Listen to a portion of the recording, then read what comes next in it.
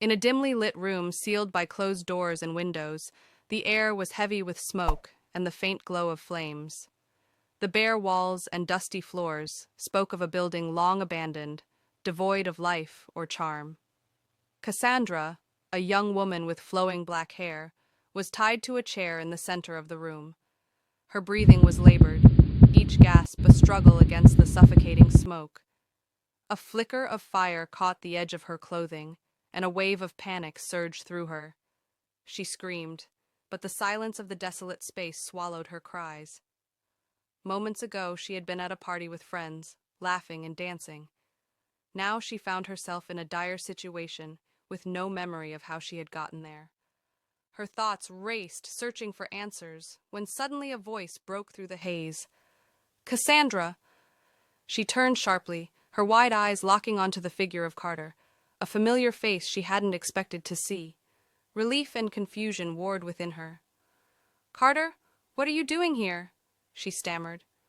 With a calm demeanor, Carter approached, flashing a reassuring smile. "We don't have time for questions. Let's get you out of here."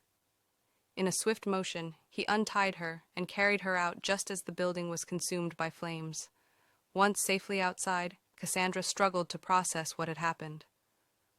"Are you okay?" Carter asked, his voice gentle as he examined her for injuries. "Yes, thank you," she murmured, her voice tinged with gratitude. "But how did you find me?" "That's a story for another time," he replied, helping her into his car. "For now, let's get you home." Meanwhile, in a luxurious apartment across town, Nicole paced back and forth, her anger boiling over. She slammed her phone onto the table after a heated conversation. "How did she escape?" she muttered, her thoughts spiraling into chaos. Her maid, Beth, entered cautiously, well aware of Nicole's volatile temper. "You called for me, ma'am?"